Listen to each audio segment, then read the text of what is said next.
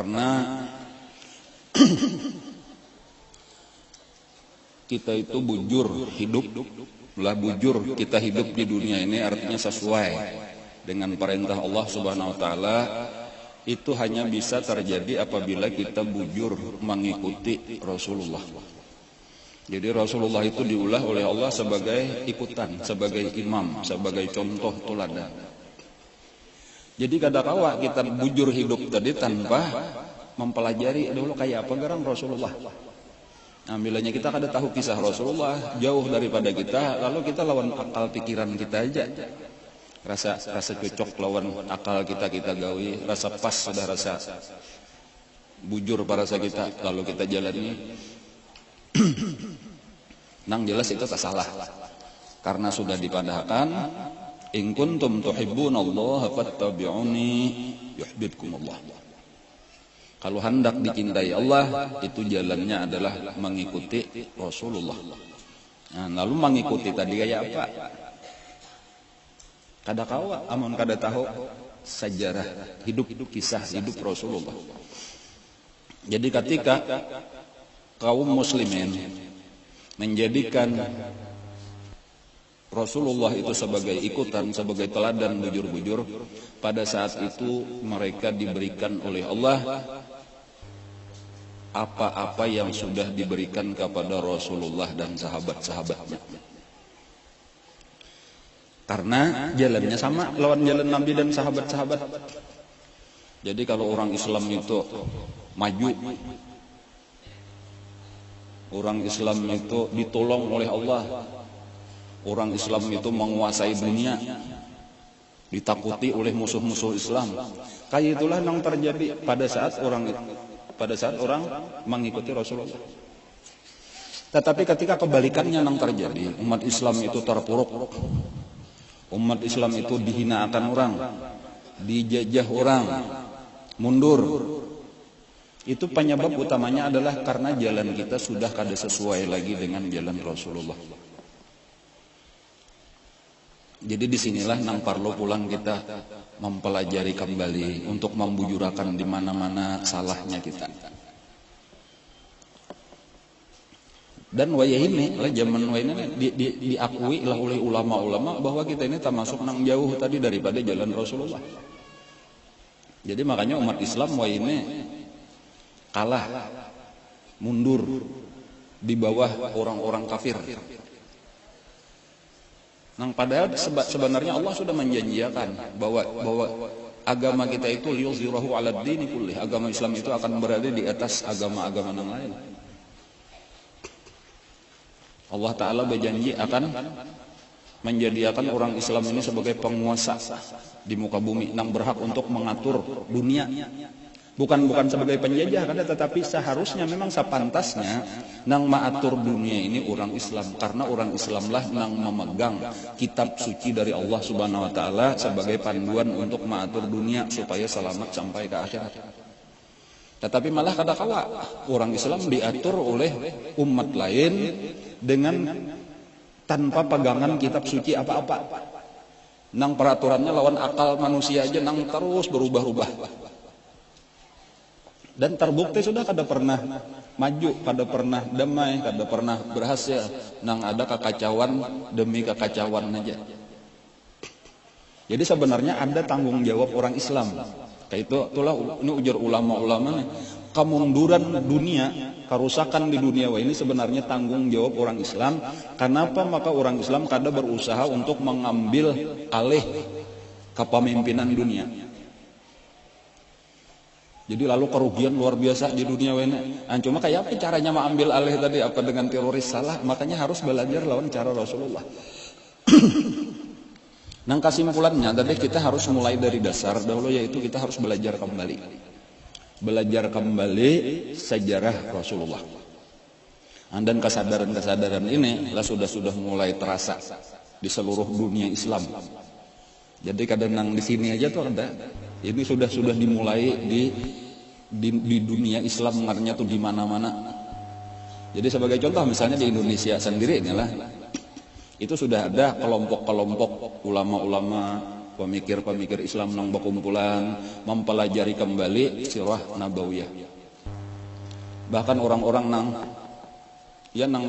cinta lah lawan agamanya ini berkumpulan, karena ada ngarannya di Jakarta itu Akademi Sirah. Itu ada pelatih-pelatihnya, ada melajari khusus nang beberapa hari, ada setengah bulan, sebulan. Itu kenapa nang dipelajari khusus mempelajari sirah nabawiyah supaya hidup kembali. Dan di lain-lain kayak itu juga, di negara-negara lain, di Arab Saudi ada, di Kuwait ada, dan ada tokoh-tokohnya itu. Nah, jadi ini termasuk kita pun, karena ini bujur kayak itu dan ini memang penting, kita pun jangan sampai ketinggalan, harus kembali. Dan ini ujar ulama adalah sebenarnya awal-awal kebangkitan Islam. Jadi bilanya orang Islam mulai sadar, tak pikir hendak mulai mempelajari, dan bukan sekadar belajar kisah, tetapi kita ambil pelajaran yang kayaknya kita terapkan di dalam kehidupan kita, maka Islam akan kembali bangkit. Dan maka nyamanlah bertaat. Orang kafir tetap dengan agamanya, tetapi apabila Islam nang maatur, ia merasa nyaman hidup di dalam peraturan agama Islam. Karena di dalam agama Islam itu kada ada lagi kejahatan, kada ada lagi kezaliman, kada ada kekerasan. Kenapa? Karena orang Islam itu takutan lawan Allah. Jadi kita mesti adil. Kada ada lagi nang kayak wayah ini kan istilahnya apa ya? Standar ganda. Ini kan ini Amerika menguasai dunia. Amerika itu berisian standar ganda ngarannya. Artinya apa? Kada sabuting ukuran hukum mandinya ketetapan bila inya pinama untung akan inya boleh. Bilanya anggaran orang nang untung kada boleh. Jadi kada bujur kayak itu peraturan nang ada pamrih di balik sesuatu keputusan-keputusan tuh ada nanggasan keuntungan, sama ada Islam kada ada. Kalau memang itu hukumnya kayak itu, karena agama ini milik Allah, bukan milik kita. Ala lillahi dinul khalis. Ketahuilah, milik Allah lah agama yang bersih ini. Jadi kita ini cuma sebagai pemeluk agama, pelaksana agama, bukan pemilik agama. Jadi nang arti pemilik itu inyalah nang maatur. Kita ini sekadar melaksanakan aturannya. Adapun ketika kita nang maatur, nah ya tadi lawan akal pikiran kita lah, kita kada umpatan nang maatur Allah Ta'ala. Pelaksananya benar aja. Jadi kada ada istilah gesan keuntungan pribadi itu kada ada.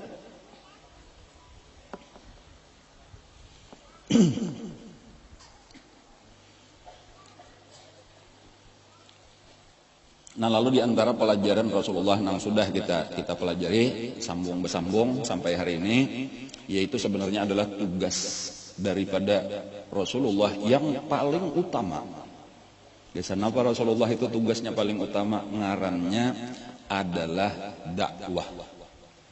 Jadi tugas utama Rasulullah adalah dakwah.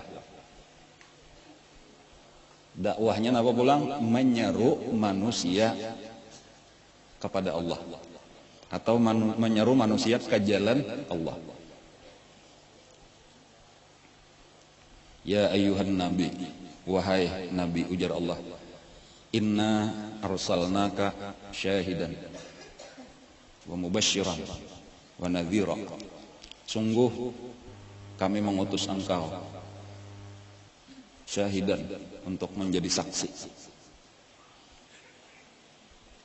Kaina Nabi kita jadi saksi, mulai kita hidup sampai kaina mati, Nabi jadi saksi. Allah hakimnya, berataan kita di sidang. Siapa saksinya? Nabi. Bahwa Nabi sudah menyampaikan ini nang melanggar dihukum, nang bujur selamat. Ada saksinya Rasulullah. Wa mubasyiran, memberi kabar gembira bahwa orang nang maasi lawan Allah Ta'ala, bahwa percaya Allah adalah Tuhan dan inya sudah menurunkan kitab sucinya, mengutus nabinya, memberitahu apa yang seharusnya kita lakukan di dunia, kemana perjalanan kita yaitu akhirat, itu dijelaskan dengan rinci oleh Allah Subhanahu Wa Ta'ala. Dan diberi kabar gembiralah siapa yang maasi, yang melaksanakan itu akan mendapatkan kebahagiaan yang kekal. Wa nadhiran, dan memberi kabar ancaman bilanya kada maasi akan mendapatkan siksa yang kekal. wa da'iyan ilallah. Nah, tugas utama Nabi tadi menyeru manusia supaya berjalan di jalan Allah ini. Biiznihi, dengan perintah daripada Allah. Sirajan munira, dengan lampu nang menerangi Al-Quran dibawa oleh Nabi. Mukjizat nang kekal. Jadi kalau mukjizatnya nabi-nabi nang lain itu berakhir dengan selesainya mukjizat itu. Dan ketika wafat Nabi itu tinggal kisahnya benar aja lagi. Adapun mukjizat Rasulullah itu berkekalan sampai hari kiamat, yaitu Al-Quran. Terang, jelas. Nah, tinggal ya tak buka hati atau kada aja lagi. Artinya bila nyata buka hati, tahu bahwa ini dasar bujur. Jadi orang-orang kafir Quraisy itu mendengarkannya, tahu bahwa itu bujur. Cumanya kadang-kadang ada penyakit-penyakit di hati lah. Nang fi qulubihim marad fazadahumullahu marad. Karena ada penyakit-penyakit hati itulah nang terlalu berat untuk menerima kebenaran Al-Quran. Itu nang terjadi kenapa? Maka orang Quraisy itu banyak benar nang kadahapun masuk Islam, bahkan kehabisannya memusuhi lawan Rasulullah. Bukan karena mereka menganggap Rasulullah itu salah, Quran itu salah, kada. Mereka sebenarnya mengakui kebenaran Al-Quran lah. Apalagi orang-orang Quraisy itu secara khusus, orang Arab secara umum itu memang keistimewaan mereka itu adalah di segi bahasa. Jadi kelebihan orang Arab itu adalah bahasa sampai hari ini. Jadi keindahan, keistimewaan, kedalaman kata-kata itu kadang-kadang nang kawa menyaingi bahasa Arab. Jadi orang-orang yang ahli bahasa, tapi itu mengetahui bahwa bahasa Arab itu memang nomor satu sudah di dunia sebujurannya. Dari segi kedalaman maknanya, segi keindahan susunannya dan sebagainya. Nah, dan memang orang Arab di situ keahliannya. Lalu ditantang oleh Allah Ta'ala. Orang-orang yang hebat denah. Ditantang untuk mengarang satu surah. Walau terdiri daripada 3 ayat saja. Handap-handap aja. Kalau memang ragu-ragu, wa in kuntum fi raibim mimma nazzalna ala abdina, kalau kalian ragu-ragu terhadap Al-Qur'an yang kami turunkan kepada hamba kami Nabi Muhammad sallallahu alaihi wasallam, fa'tu bi suratin min misli. Bikinlah satu surah seperti Al-Qur'an. Walau 3 ayat, inna a'tainakal kautsar fashalli rabbika wanhar inna syani'aka wal abtar. Pemilihan kata-katanya, penyusunan kalimatnya, kedalaman maknanya, keindahan susunannya. Dan tantangan itu masih berlaku sampai hari ini, sampai hari kiamat. Wada'u syuhada'akum. Kalau rasa kada mampu seorangan, kada mampu berdua, cari penolong sebanyak-banyaknya. Gotong royong mengarang satu surah nang pendek. Wada'u syuhada'akum in kuntum shadiqin, kalau kamu benar. Fa illam taf'alu, lalu dipadahkan Allah. Dan apabila kalian tidak bisa mengarang satu surah, walan taf'alu, dan tidak akan pernah bisa ada nang mengarang satu surah sampai hari kiamat. Ini tantangan Allah Ta'ala. Fattaqun nar, maka takutlah kalian kepada api neraka. Kan kayak itu tantangannya.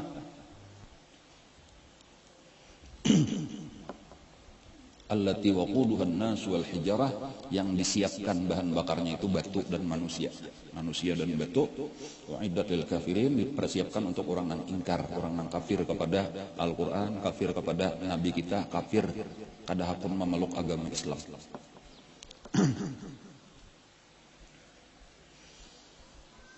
Jadi tugas utama Nabi tadi adalah dakwah. Atau bisa juga kadang-kadang di dalam bahasa lain sama aja maksudnya tah, ngarannya amar ma'ruf nahi mungkar. Sama aja tak, amar ma'ruf nahi mungkar. Jadi menyuruh kepada kebaikan. Napa kebaikan? Iya, napa apa nang disuruh Allah kan? Mencegah kemungkaran, apa-apa nang ngaran mungkar, ya apa-apa nang kada baik menurut Allah. Lalu malajari manusia itu supaya manusia selamat. Tujuannya kayak itu aja. Lalu manusia tabagi, ada yang percaya, ada yang kada. Di antara pelajaran pulang lah kalau kita perhatikan, ini nang penting tadi kan daripada sejarah Nabi itu gesan kita mengambil pelajaran supaya kita meniru kelakuan Nabi. Itu tahapan-tahapan yang dilalui oleh Nabi mulai awal-awal menerima wahyu dan seterusnya, itu ada tahapan-tahapannya. Jadi bisa kita bagi lah tahapan-tahapan itu. Yang pertama benar, Iqra bismi rabbikal ladzi khalaq. Itu adalah Nabi kita itu menerima pendidikan ilmu langsung dari Allah Subhanahu wa taala. Dan Nabi beribadah, ya ayyuhal muzammil qumil laila illa qalila nisfahu aw inqus minhu qalila. Dan itu persiapannya itu lawas. Makanya ada sasala antara Iqra dengan ya ayyuhal muddatsir, perintah untuk mulai berdakwah itu beberapa waktu. Ada yang memadahkan beberapa hari, ada yang beberapa bulan, bahkan ada yang memadahkan lebih setahun. Cuma maksudnya pelajarannya yang penting itu adalah kita itu yang penting dulu membaiki diri kita masing-masing. Tugas utama kita itu dakwah tadi, amar ma'ruf nahi munkar, itu gesan diri kita aja dulu. Jadi paksa diri kita ini supaya mempelajari ilmu agama, paksa diri kita untuk melaksanakan ilmu agama. Itulah tugas kita yang paling penting. Jadi dakwah kita yang pertama adalah gesan diri kita seorang. Kayak itulah Nabi itu dipersiapkan. Kada mungkin Nabi kena membawa orang sementara sidin masih belum baik lagi, kada mungkin. Dan jadi itu pelajarannya gesan kita tuh. Jadi yang pertama diri kita dulu. Jadi jaka kayak dakwah tadi gesan siapa yang kita dakwahi? Diri kita masing-masing dulu. Jadi inilah sudah tanggung jawab kita. Itulah makanya ujar Nabi kullukum ra'in wa kullukum mas'ulun an ra'iyati. Setiap kamu adalah pemimpin. Pemimpin apa ini? Padahal kita misalnya kada jadi apa-apa. Pemimpin apa? Kita ini pemimpin atas anggota badan kita. Jadi rakyat kita apa? Rakyat kita tangan kita, batis kita, mata kita, lidah kita, telinga kita, kemaluan kita, parut kita. Ini anggota badan kita, akal pikiran kita, hati kita. Inilah nang perlu kita urus. Kullukum ra'in wa kullukum mas'ulun an ra'iyatih, dan kalian akan ditanya nanti pada hari kiamat bagaimana sudah memimpin.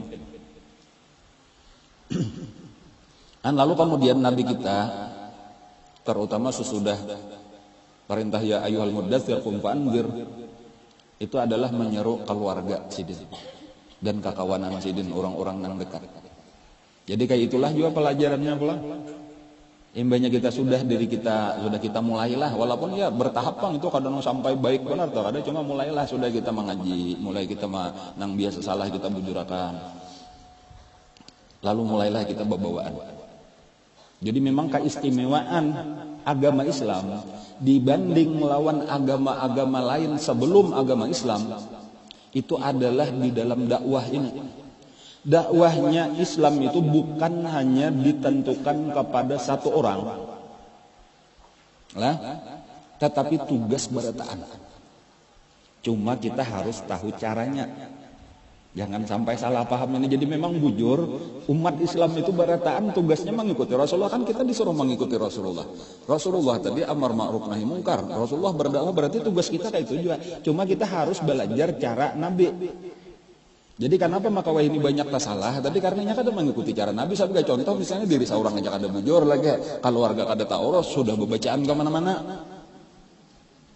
Jadi pintangan dakwahnya bujur aja. Ini aku menurut Rasulullah berdakwah. Kenapa maka disariki orang ikamnya luput tuh ya. Seorang bini aja kada diurus lagi. Niatnya salah pulang, Nabi kada mencari duit. Seorang kemana-mana ceramah gesan mencari duit. Dan disitulah salahnya tah. Tetapi memadahkan bahwa kada boleh berdakwah itu salah juga. Bahkan keistimewaan umat Islam dibanding agama lain ada dakwah. Karena apa maksudnya? Karena agama lain itu dakwah itu dibatasi hanya kepada pendeta-pendeta aja yang boleh. Lain daripada pendeta Nasrani misalnya tuh, itu lain pada pendeta membaca kitab sucinya aja kada boleh. Bahari tah nang sampai timbul agama Protestan tah. Asalnya kan satu agama aja lalu pecah, lalu jadi ada Katolik, ada Protestan misalnya. Kenapa itu? Itu asal usulnya karena rakyat ini, masyarakat ini kada boleh membaca kitabnya aja, kada boleh. Nah, lalu ada non protes. Ya itu asalnya. Dan memang kayak itulah tadi kan ada beban. Amar ma'ruf nahi mungkar tadi gak senang lain pada ulama-ulama lah kayak itu. Adapun kita kan bertahan tapi harus tahu di sinilah kita perlu belajar kayak apa garang caranya dakwah itu kayak apa. Jawabannya tadi dakwah kita yang pertama adalah kepada diri kita sendiri. Jadi walau zahirnya kita tulak ke majelis ilmu, tetapi ini sebenarnya adalah kita sedang melajari diri kita seorang supaya nya hakun mengaji, supaya nya hakun menuntut ilmu nang ditinggali Rasulullah. Lalu kayaknya menyusudah hakun mengaji awak kita kita suruh pulang pakailah ilmu ini, jangan sekadar diketahui benar aja. Nah, lalu kain hanya kita bawaan dengan lemah lembut pulang tak lawan anak, lawan bini, lawan laki dibawa. Jadi di dalam Al-Quran disebutkan kenapa maka umat Islam itu disebut salah satunya di Quran itu sebagai sebaik-baik umat. Kuntum khaira ummatin ukhrijat linnas. Kalian adalah sebaik-baik umat yang pernah dibangkitkan Allah di tengah-tengah manusia, di antara manusia. Jawabannya ta'muruna bil ma'ruf wa tanhauna 'anil munkar wa tu'minuna billah. Karena mereka ini barataan. Ta'muruna bil ma'ruf, tugasnya adalah amar ma'ruf nahi munkar dan beriman kepada Allah. Jadi ininya kadang-kadang nang kita tak tinggalkan.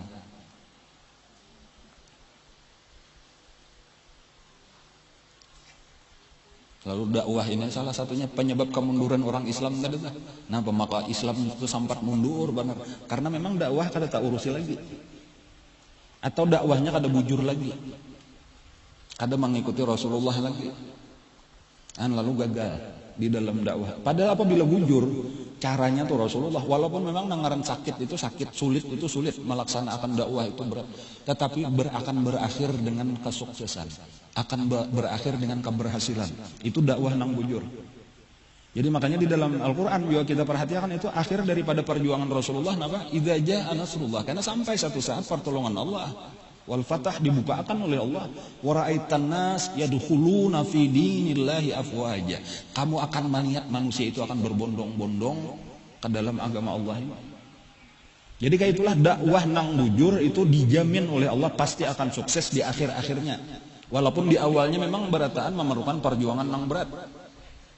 Jadi kayak itulah kayaknya kita akan melihat ulama-ulama bahari nang bujur mengikuti Rasulullah kayak itulah walau kesakitan dan kita kada perlu jauh-jauh, kita sudah ada bisian guru. Seorang guru kita tuh kayak itu. Dan kita melihat wa ra'aitan nas yadkhuluna fi dinillahi afwaja.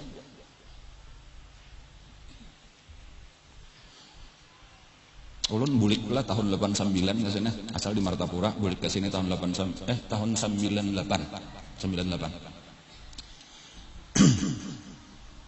Hari Sabtu kalau kada salah atau pengajian di Sokumpol tah. Bubuhan sini sebuah motor tolak, motor kol di Binian. Sampai akhirnya nang tahun 2004 itu 2003 2004 itu 25 itu lumayan sudah tuh.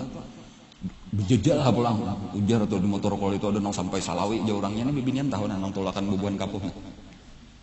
Artinya apa? Memang asalnya bebaya ada aja tapi makin lawas makin banyak ternyata sampai kada mayu motornya lagi. Itu di sini daerah ini apalagi amun dirantau habis tak misalnya nang sampai taksi pedesaan tuh habis Allah. Itu kita melihat toh itulah arti waraitan nas yadkhuluna fi dinillah. Kenapa? Karena itu pertolongan Allah akan terjadi. Memang berataan orang hendak kebenaran, mencari kebenaran. Berataan orang hendak kebahagiaan dunia dan akhirat. Agama Islam ini agama gasan kita bahagia dunia akhirat. Kadang di akhirat saja tah nyamannya tuh di dunia dan akhirat. Itu di dalam nang doa nang kita baca tah Rabbana atina fid dunya hasanah wa fil akhirati hasanah. Nyamannya tuh mulai di dunia sampai ke akhirat. Tetapi ketika di dunia sudah macam-macam kita permasalahan sakit kepala, stres. Di akhirat kada tahu kisah kejagar dipukuli mungkar nakir di dalam kubur naudzubillah.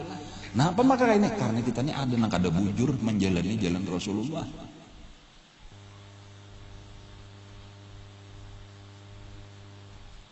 Nah, jadi disinilah tadi pentingnya belajar sirah nabawiyah. Mulailah dengan dakwah.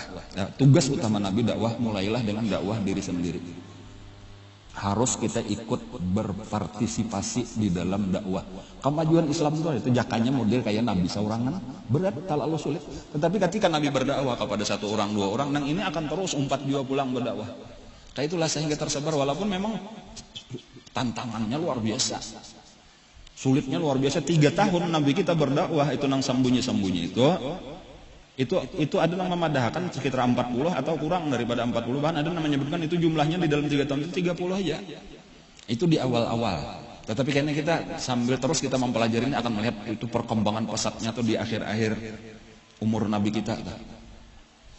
Kesuksesannya dalam tempo ya panjang 23 tahun tuh lumayan lawas kayak gitu. Tetapi amun kita mau ukur kemajuan agama Islam itu luar biasa, 23 tahun itu singkat.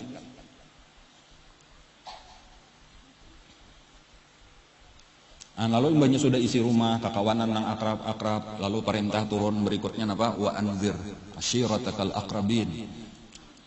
Itu barataan kula-kula, barataan makalahan. Kiawi. Kumpulakanlah oleh Nabi di rumah Sidin kan itu tah sekitar 45 orang ya kisahnya nih, bubuhan Bani Hashim, Bani Muthalib.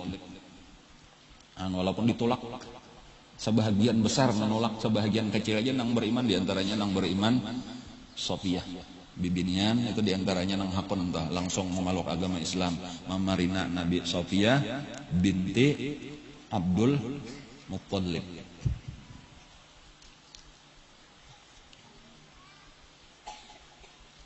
Kawin lawan Awam, ngarannya Awam, lakinya Sofiyah itu Awam bintu Khuwailid. Awam bin Khuwailid berarti berdua bading lawan Siti Khadijah. Awam baisian anak Zubair.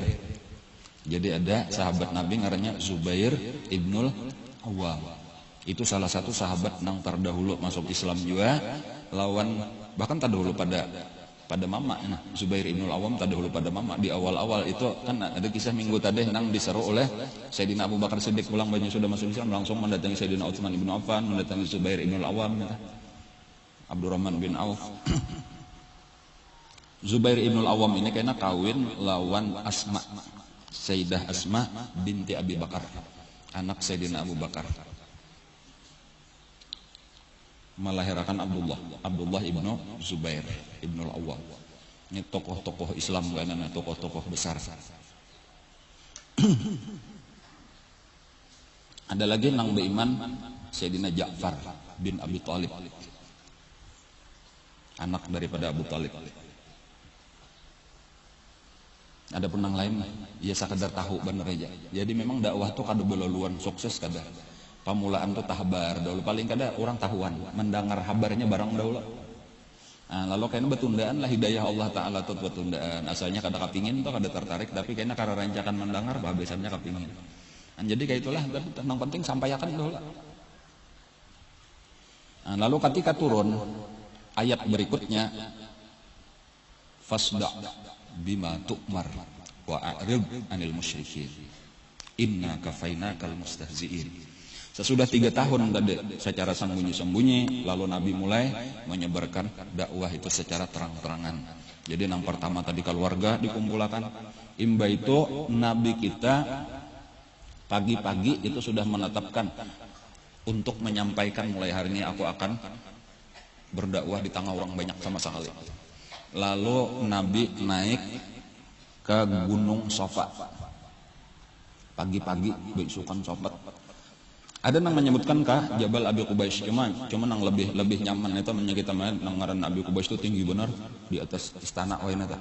Itu nang karena beparakan aja ta, antara Safa itu lawan Abi Qubais itu parak aja. Sebelah Pasayan tadi kita. Ada ini kan pamulaan Pasayan dah. Naiklah Nabi ke situ, lalu Nabi bakuriak mengiawi orang-orang Quraisy itu tadi. Dikiawi Nabi, wahai Bani Anu, wahai suku Anu, wahai suku Anu, dikiawi Nabi gitu, lalu datanganlah orang mendengar ini. Jadi nyaring seorang Nabi. Sampai kisahnya ada orang nang kada kaubar mendatangi sibuk lah mau utus seseorang anaknya kah atau siapa datangi itu napa nah hendak disampaikan pengumuman penting. Nah, lalu datanganlah berkumpulanlah orang, lalu ujar Nabi sesudah tak kumpulan orang nah, wahai orang-orang Quraisy, seandainya aku ini memadahkan lawan kamu berataan bahwa di sebelah gunung ini Nabi menunjuk ke Jabal Abi Qubais ada musuh sedang menyerang kita. Percayalah kan, percayalah lawan pandir kan. Aku memadahkan seandainya aku mana ada musuh tentara lagi hendak menyerang kita, percayalah kan lawan pandiran kok. Karena ikam kada melihat pang bujur di sebelah gunung Abi Qubais itu ada atau kada ada. Ujar berataan kami percaya. Karena kami sudah tahu ikam kada pernah berdusta. Cerita. Jadi kalau sekadar apapun yang disampaikan Nabi percaya. Yang tetapi disinilah masalahnya. Ketika Nabi memadahkan ini Rasulullah ilaikum, aku ini diutus oleh Allah kepada kalian. Dan kita ini aku memberi kabar peringatan bahwa bilanya kada aku menyembah Allah Ta'ala, mengesahkan Allah ada di akhir kita ini akan ke akhirat. Di akhirat cuma ada surga, cuma ada neraka. Ketika disampaikan itulah yang pertama benar menolak itu memarina Nabi seorang ngarannya Abu Lahab. Tabban ya kalau ya Muhammad, celakalah engkau wahai Muhammad sairal yaum seharian. Alihadza jama'tana. Untuk inikah engkau mengumpulkan? Lalu bubarlah orang. Bahkan Abu Lahab mau usir, ayo berikan. Sudah bubar itu Abu Lahab.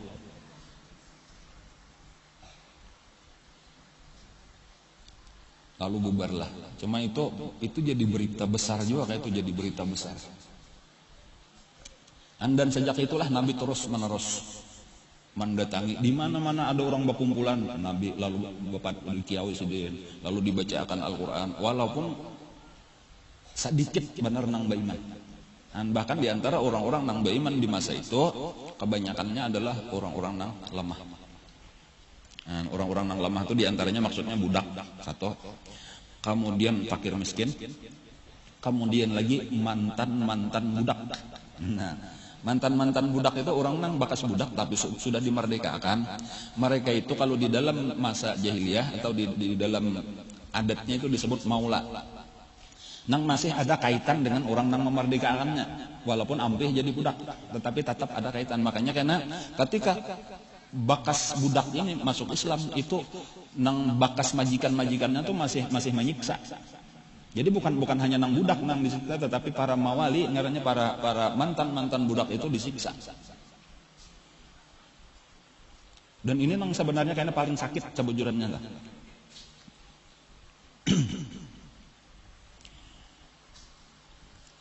Kenapa? Karena budak-budak itu kebanyakan apabila disiksa itu Sayyidina Abu Bakar Siddiq lah nang memerdekakannya, ditukari oleh Siddiq dimerdekakan. Tetapi ketika nang disiksa itu bukan budak, kada kawan apa-apa.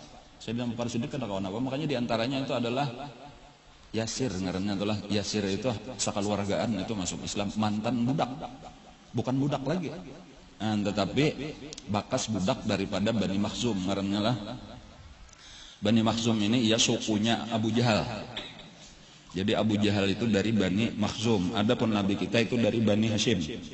Jadinya kelompok-kelompok suku aja kada ada rajanya, kada ada, cuma ini model berebut kekuasaan antara suku-suku. Dan yang paling mendekati lawan Bani Hashim, Bani Muthalib karena itu adalah Bani Makhzum. Persaingan berat, cuma kalah Bani Makhzum nih, cuma jaka ranking 2 di Mekah Bani Makhzum. Salah satunya Abu Jahal. Adapun tokohnya bujur, artinya kepalanya, pemimpinnya. Kalau Bani Hashim itu pemimpinnya saat itu Abu Thalib. Sesudah meninggal Abdul Muthalib, kepalanya Abu Thalib. Adapun Bani Makhzum itu kepalanya adalah Al-Walid Ibnul Mughirah, memarina daripada Abu Jahal. Al-Walid Ibnul Mughirah sudah mungkin biasa mendengar ulun kisahkan pada pengajian yang dahulu-dahulu, itu abah daripada Khalid Ibnul Walid kan.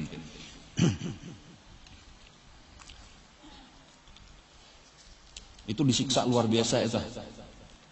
Yasir tadilah lawan nang bini, ngaran bininya Sumayyah. Kemudian lawan anak nang masih remaja, ngarannya Ammar. Itu paling terkenal karena terkenalnya keluarga Yasir ini itu kada kawan apa-apa Sayyidina Abu Bakar Siddiq itu berucap disiksa luar biasa oleh Abu Jahal dan seluruh Bani Makhzum.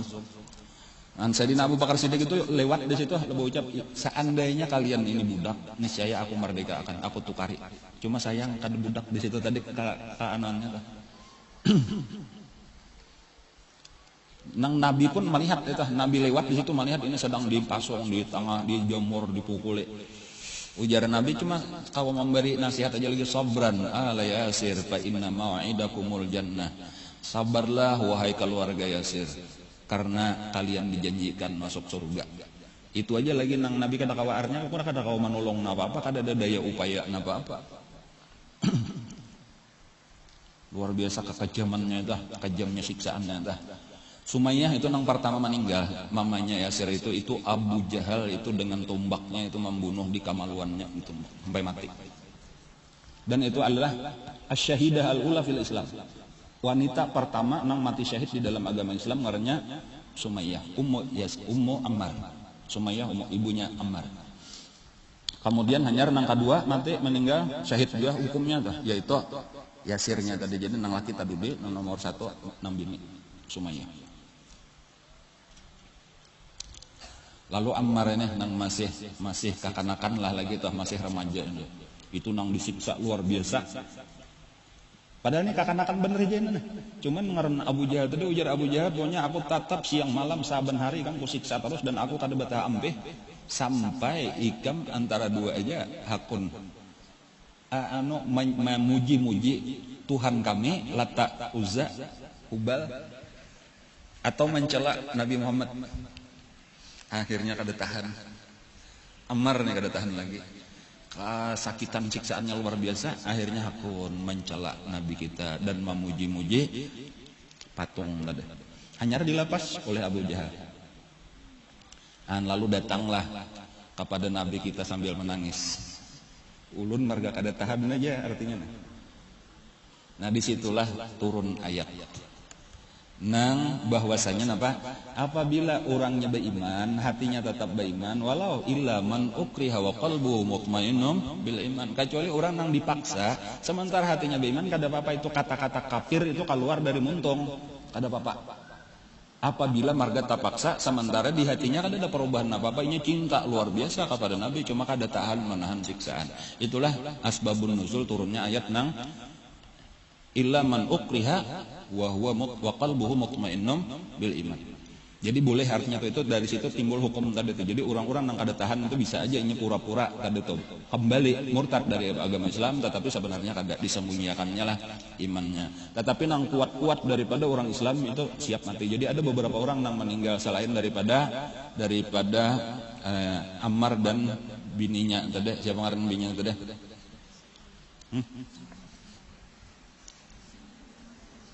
Dia asal ingat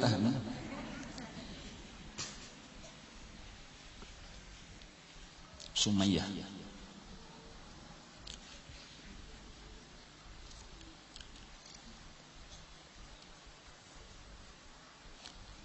Baguslah menyada isian kitab buku Sirah Nabawiyah. Ini kebetulan mengikuti sabuting Ar-Rahiqul Makhtum ngaranna. Banyak mana buku-buku sirah ini banyak. Cuma ini salah satu nang hanyar, buku hanyar. Kada bang menang hanyar benar ya.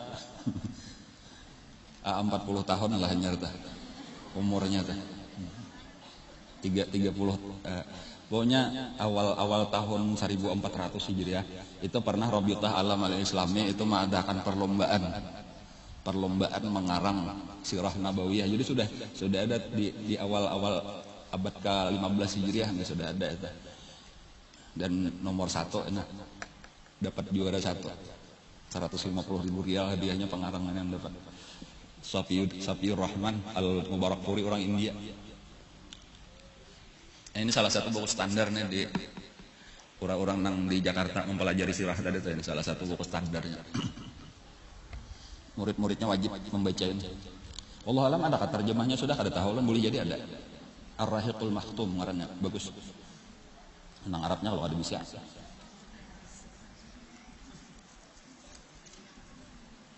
Jadi kada usah menjaga kitabnya. Ada nyulun pun mah ambil sedikit aja itu. Yang penting penjelasan. Cuma di rumah maksud ulun temennya ada buku-buku sejarah Nabi itu bagus pelajari kembali supaya lebih memudahkan pemahaman kita.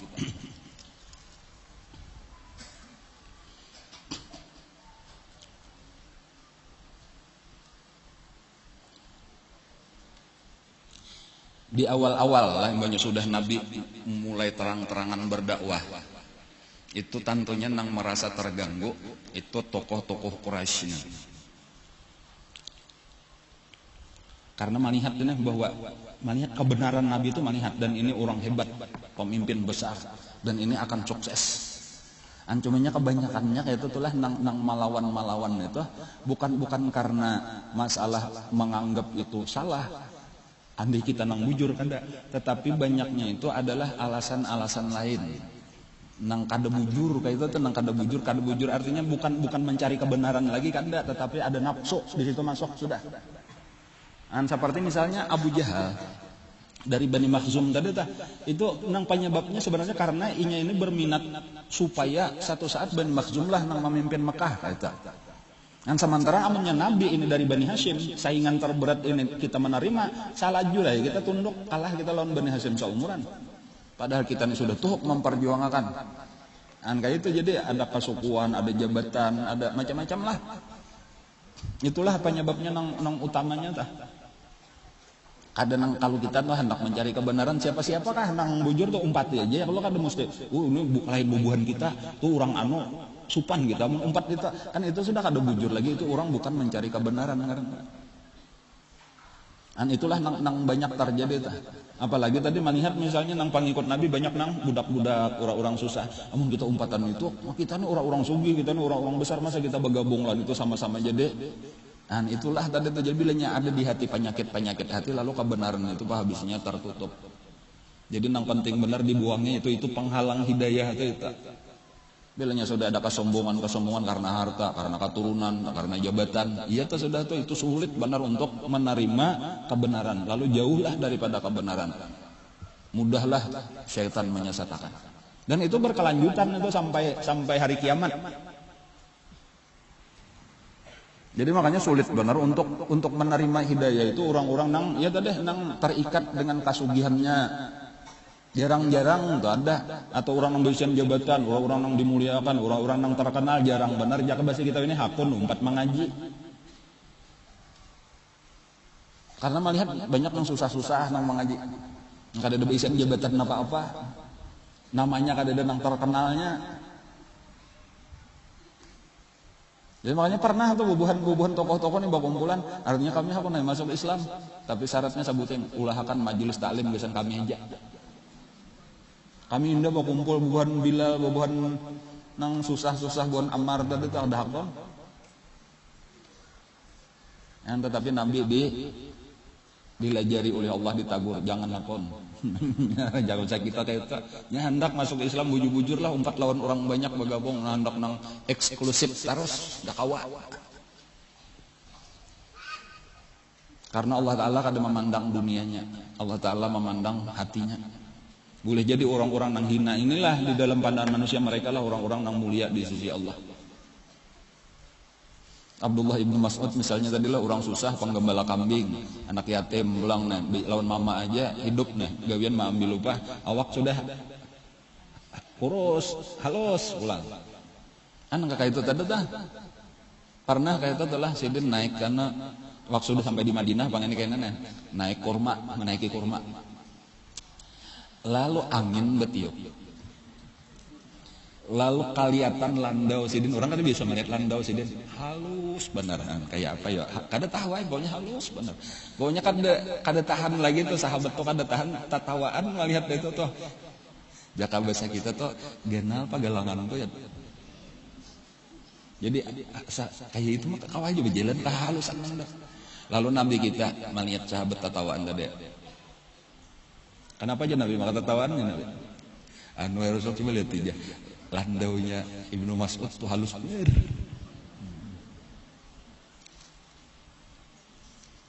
Ujar Nabi itu landaunya itu di sisi Allah jakanya ditimbang lawan gunung Uhud lebih berat daripada gunung Uhud.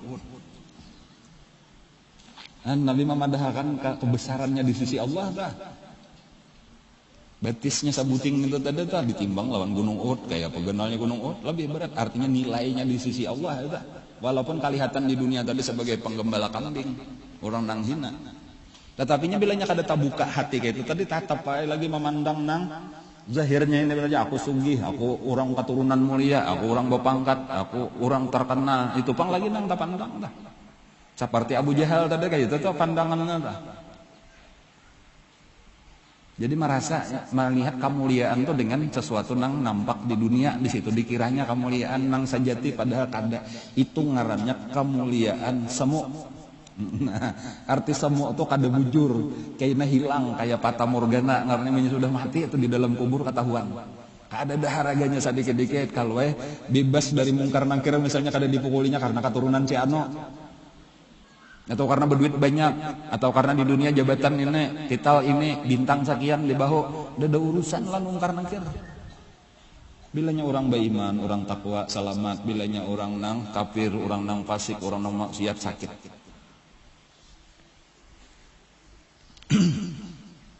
Adapun orang fakir miskin tadi kenapa maka mudah masuk Islam karenanya memang penyakit itu.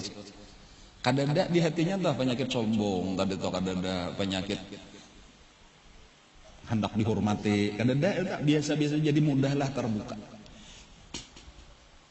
Nah, jadi hati-hati juga tadi tuh, makanya bahayanya itu penyebab takabur tuh itu nang akan bisa menahan daripada hidayah Allah.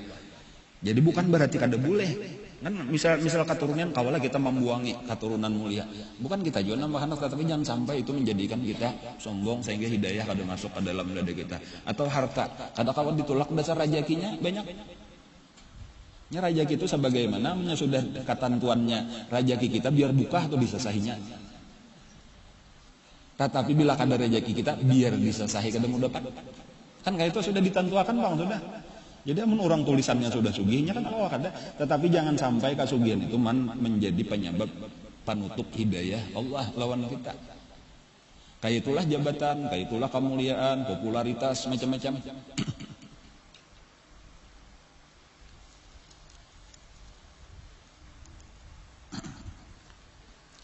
Nah lalu sesudah Nabi nang kisah di Gunung Safa tadi tah. Lalu Nabi mendatangi di mana-mana ada orang berkumpulan, disitulah didatangi. Dan pada saat itu sebenarnya sudah menjelang musim haji. Zaman itu tah. Ini tahun memasuki tahun keempat Hijriah. Jadi haji itu sudah ada sejak zaman dahulu, kayak itu aja tuh, mulai zaman Nabi Ibrahim kan sudah tahu kita tuh pemulaan nang memanggil di atas Ka'bah baqiya wa adzim bin nasi bil hajj ya'tuka rijalan wa ala kulli dhamir yatina min kulli fajjin amiq. Itu sudah ada mulai Nabi Ibrahim, dan itu bakat tarusannya cuma kadada lagi syariat secara khusus di dalam agama Islam. Kayak itu juga zakat sudah ada aja, bilanya orang berisian harta tuh dibagi-bagi cuma sakadar sakahandak saurang aja. Puasa sudah ada, sebetulnya bahkan sembahyang sudah ada, cuma kada ada peraturannya nang tetap lagi. Itulah keadaan masa di Mekah. Karena peraturan-peraturannya nang terperinci. Kalau sembahyang sesudah Isra Mi'raj, puasa malah ketika sudah di Madinah, zakat di Madinah, haji sesudah Fathu Makkah.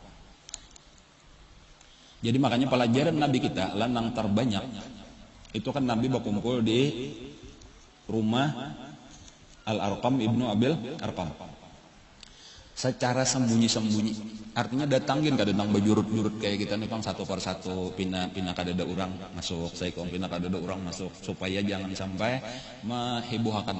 Itu kan habisannya ketahuan orang aja juga, cuma kayak itulah keadaannya selama 3 tahun.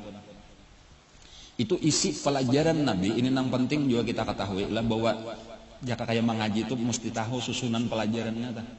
Itu adalah kalau diperhatikan itu bisa kayaknya diperhatikan itu dari ayat-ayat nang turun pada saat itu.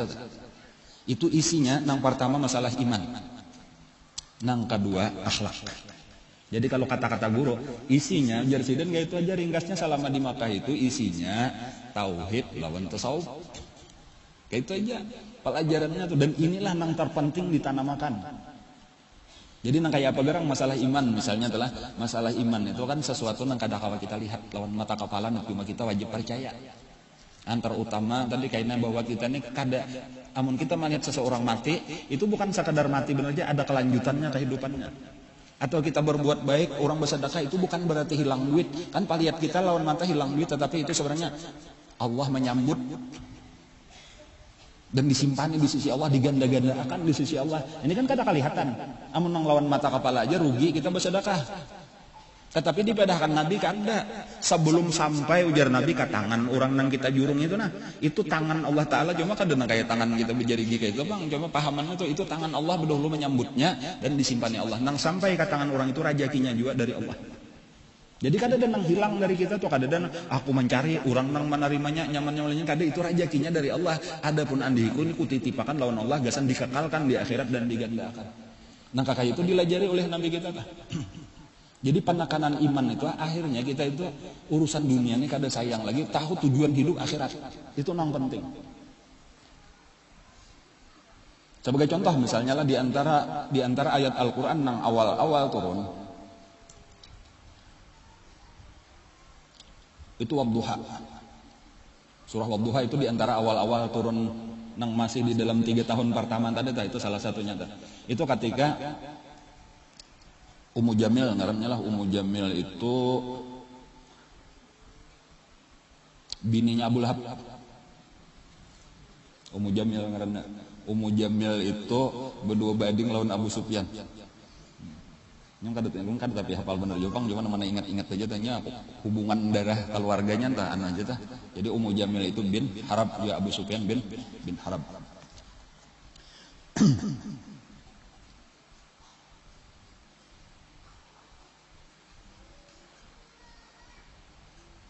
Itu menyambati Nabi. Ketika Nabi kita tadi ada beberapa waktu kada lagi turun wahyu. Jadi lalu diuluakannya itulah tadi padahal ini barait rumah itu tawing sebelahan tawing. Orang Arab tuh ada nang sebuah rumah kayak kita bangsa salahnya jauh kada. Kita lihat ya rumah di Arab tuh barait. Jakarta kayak kita udah kayak bidak.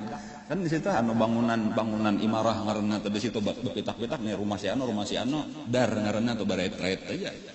Jaka kayak di Indonesia tuh model kayak apartemen ngaranna tuh gedung ya kita kalau di nanti ya kalau lah gedung berapa keluarga sebuah gedung rusun kalau inilah rumah susun. Jadi Nabi itu lawan Abu Jahal itu sebulan tawing lawan Abu Lahab memerintah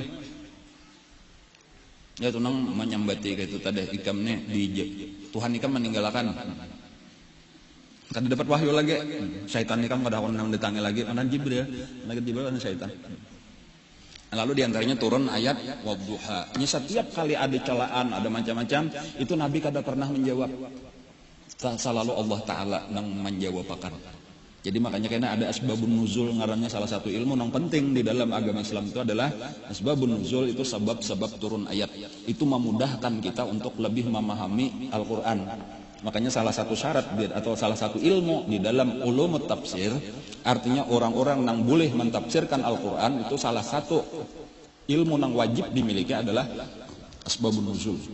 Namun orang kada tahu asbabun nuzul lalu memaham Quran seorang berbahaya. Nya kada kayak itu pahamannya hadis itu kada apa ayat itu kada kayak itu. Nah jadi orang yang tahu asbabun nuzul itu mudah memaham. Walaupun ada lagi syarat-syarat yang lain.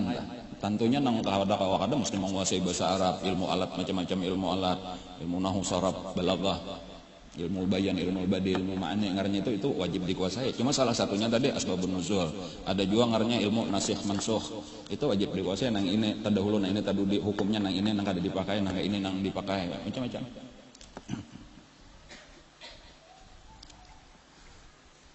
Nah lalu turun ayat tadi itu dipadahkan tadi ketika ada terputus wahyu beberapa waktu kada turun lalu orang-orang Quraisy diantaranya tadi Ummu Jamil yang memadahkan tadi Tuhan ikam meninggalkan ikam.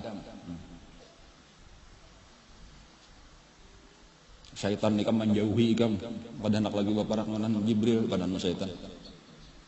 Lalu turun ayat Wadduha demi waktu duha wal laili idza saja dan apabila malam telah gelap.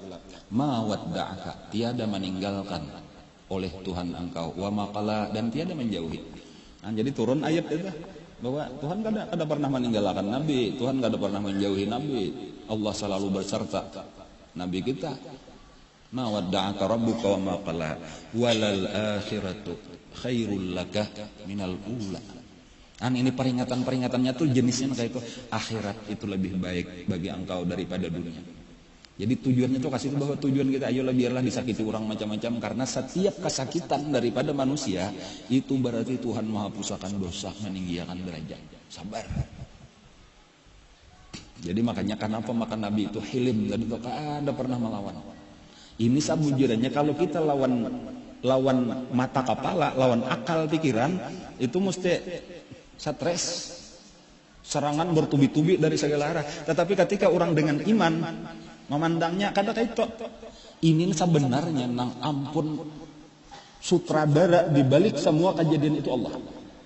La fa'ila illallah. Kita sudah belajar sifat 20.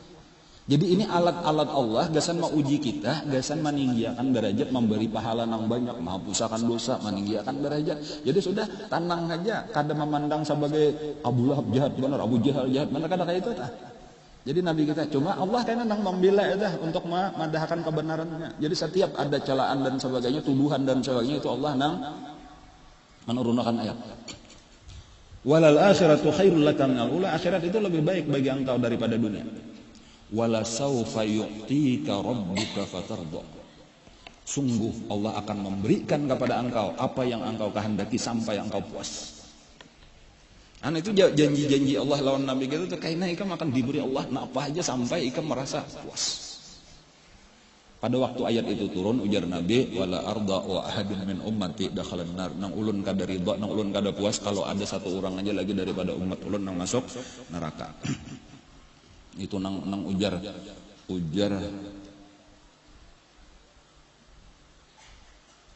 salah satu juriyat Rasulullah, kalau kada salah itu Sayyidina Ja'far Shadiq kalau kada salah lah. Ayat arjal ayat til Quran, artinya ayat yang paling menggembirakan lah, paling diharap, paling kuat raja kita dengan ayat itu bahwa Allah akan memberikan apa nang diminta oleh Nabi, nang dikehendaki oleh Nabi sampai Nabi merasa puas. Dan Nabi tadi nang puasnya sidin, senang hati sidin, ridhonya sidin itu adalah bila umat sidin berataan sudah tak kumpul di dalam surga. Itu nang menyenangkan Nabi. Nang lain kada apa Nabi kada menghendaki apa tadi tak kecuali Allah. Nah lalu tadi menjelang musim haji kisahnya adalah lalu ditakutakan bahwa ajaran Nabi ini akan tersebar keluar di Mekah. Sudah kada kawa membendung lagi, padahal ini cagar datangan orang dari seluruh dunia datangan lah, terutama di Jazirah Arab itu berdatangan lah, lalu rapat. Nah jadi dimulai di sinilah ada rapat untuk menantang Nabi kita. Kalau rapat itu biasa bertempat ngarannya pulang di satu tempat Darun Nadwah. Di mana hendaknya Darun Nadwah? Iya tadi jakanya kita nih ada melihat masjid nih lah, jaka jangan dirusak bahnya nih direhab. Nah itu ada karena ada di pintu, salah satu pintu ngarannya Babun Nadwah. Ada tak? Di Masjidil Haram itu ada Babun Nadwah. Di sekitar situlah Darun Nadwah. Salah amun kada salah tah. Yang kada ada lagi pengen tulisannya tah, cuma nang dahulu mengingatakan nang bahari-bahari aja nah. Salah berarti itu sebujurnya kan sebelum sapa andaknya nih. Cuma sebelum Pasayan, cuma sebujurnya andaknya di sebelah Pasayan karena kada ada lagi bangunan dahulu antara Ka'bah lawan Pasayan itu di situ rumah-rumah.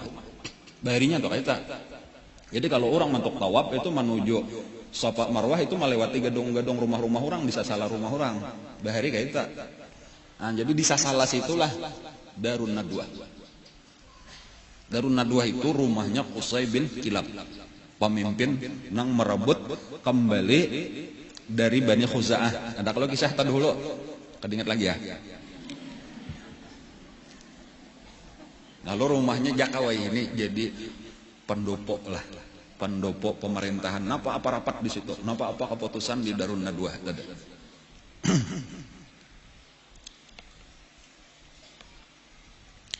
Rumahnya Qusay bin Kilab.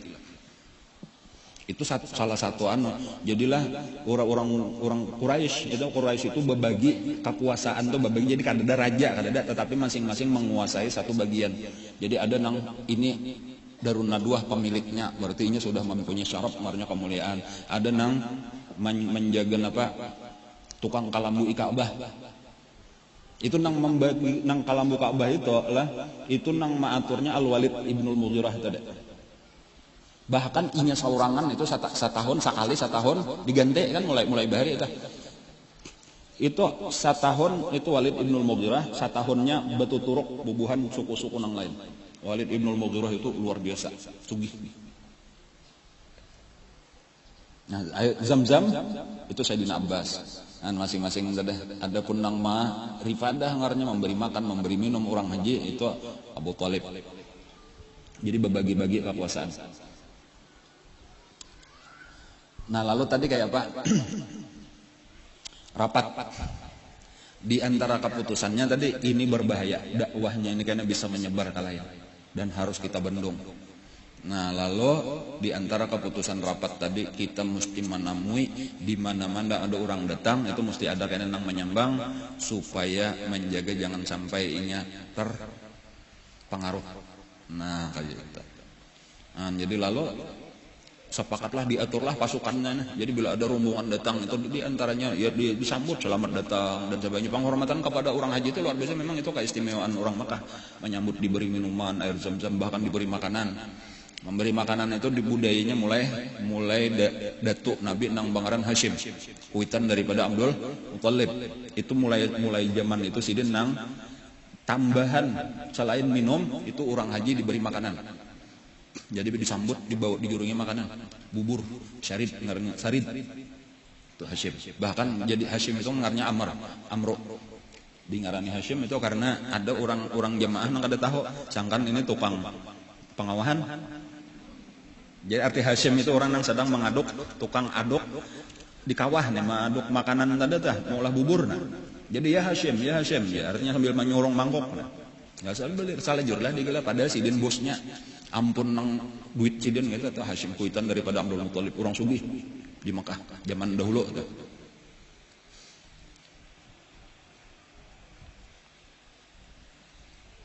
Mamanya dari Bani Najjar. Bini Sidin dari Bani Najjar. Bani Najjar itu ya orang Madinah. Nah, jadi makanya Abdul Muthalib itu sebelah Mekah, sebelah Madinah, Bani Najjar. Abdullah abah Nabi meninggal di Bani Najjar itu. Nabi kita karena lawan Siti Aminah itu ziarah menziarahi kubur abah di daerah Bani Najjar tadi. Nah, jadi sampai Nabi bertamuan lawan bubuhan Bani Najjar tadi. Sampai ujar Nabi, aku belajar bakunyong, aku di Madinah lawan sapupu-sapupu di Madinah lagi halus. Hanya ada beisian talaga Bani Najjar. Nah, bulik dari situ di Abwa meninggal mama Nabi kita.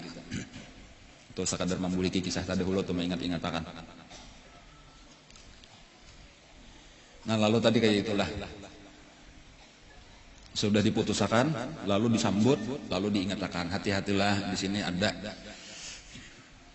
ada orang nang sasat. Ada tukang sihir, padahal kan ada nang pangeramput. Nah, ini kayaknya membacakan macam-macam, ini sudah keluar daripada agama kami. Jangan sampai ada nang terpengaruh.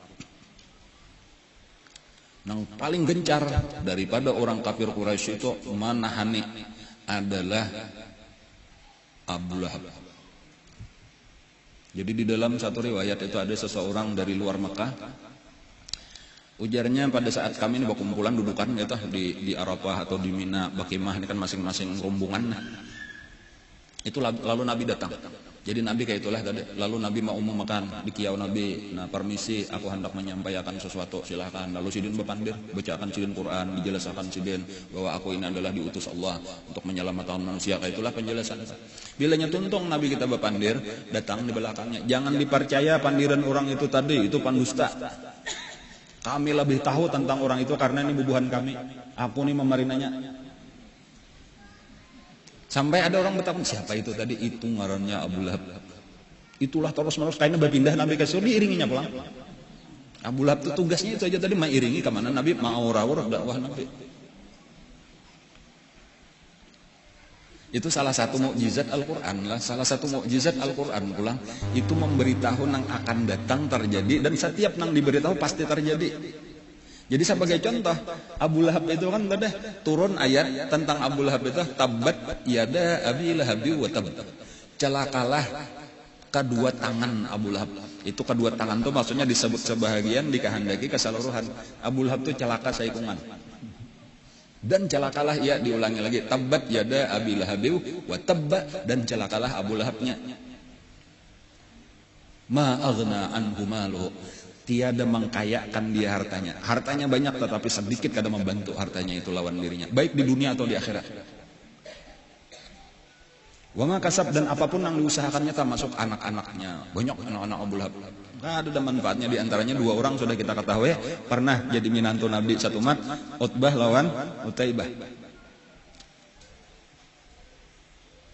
Wa imra'atuhu Ummu Jamil hammalatal hatab, nang membawa di bahunya itu membawa hatab, kayu nang baduri, gasan diandak di jalan Nabi, di halaman Nabi, dihambur di halaman Nabi.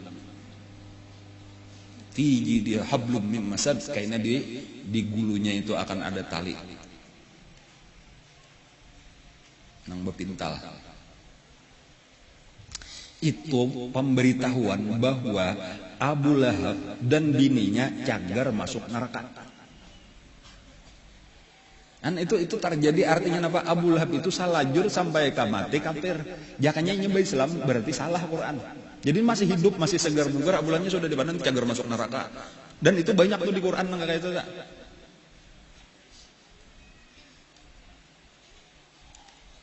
Abu Jahal tuh ada juga tuh kayaknya ayatnya di dalam Iqra tuh, sambungan Iqra tuh kayaknya ada tuh tenang di sana. Kisah Abu Jahal nang melarang Nabi kita hendak sambahyang ya.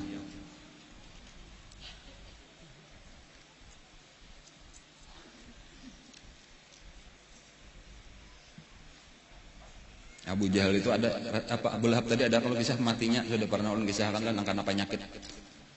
Karena penyakit menular. Nang sampai anak-anaknya aja kada ada hendak berdiam di rumah lagi. Kan kayak itu, jadi hartanya kada ada menolong, anak-anaknya tuh kada ada menolongnya. Itulah nang ngaran abtar. Inna syani'aka wal abtar. Ini riwayatnya itu ayat inna a'tayna itu ada nang memadahkan di Mekah, ada nang memadahkan di Madinah. Kalau nya di Mekah ya hubungannya tadi lawan kematian anak Nabi Abdullah. Adapun di Madinah, jadi boleh jadi 2 kali turun lah, turun sekali di Mekah, turun sekali di Madinah, ayatnya itu juga. Jadi makanya kalau di dalam Al-Quran itu inna a'tayna itu ayatnya Makkiyah, Madaniyah, yaitu artinya ulama khilaf, ada nama madahan di Mekah, ada nama madahan di Madinah. Tapi lebih terkenal memang di Madinah. Tetapi kalau kita melihat anunya itu Makkiyah ya, tulisannya itu berarti turun di Mekah. Itu hubungannya ketika Nabi kematian salah satu anak siden. Nah ketika di Mekah itu nang meninggal Abdullah. Adapun ketika di Madinah itu nang meninggal Ibrahim daripada Mariyatul Qibtiyah. Cuma pada saat kematian anak Nabi nang laki-laki itulah orang-orang kafir ya diantaranya Ummu Jamil tadi, Abu Lahab tadi itu memadahkan Nabi kita itu abtar. Batara Muhammad ya, arti abtar itu putus keturunan. Ini kada dicagar baka turunan lagi kan, lalakian kada ada lagi bang, anak lalakian meninggal. Nah ada bibinian aja.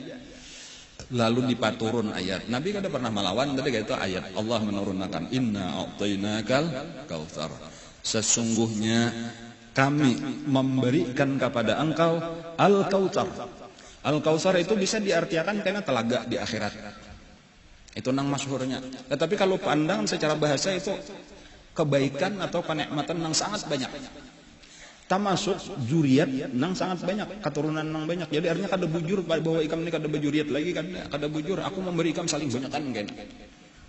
Jadi gunanya keturunan itu adalah menolong kita mulai di dunia sampai kayaknya kita di dalam kubur, pahala terus mengalirkan anak-anak itu.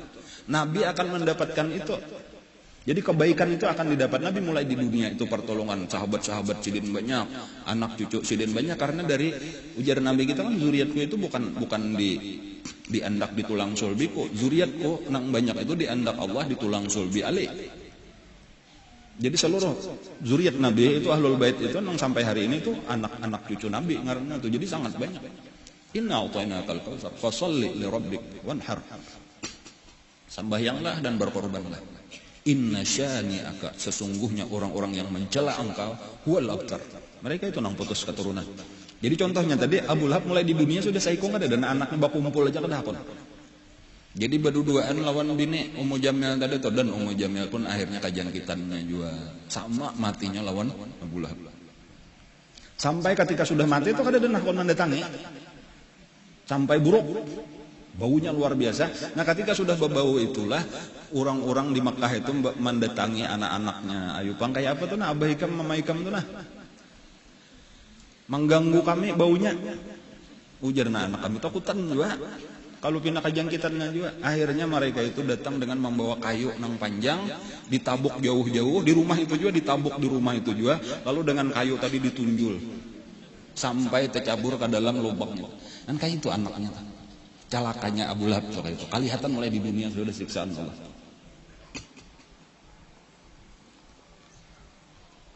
Inna syani'aka, orang yang mencela-cela engkau huwal abtar. Jadi di dunia sudah kayak kada ada isian anak lagi, kada ada nang maharap lagi, di akhirat lah makinnya kayak apa? Siapa nang menolongi lagi? Kada ada pahala datang di mana pahala lagi, inya putus.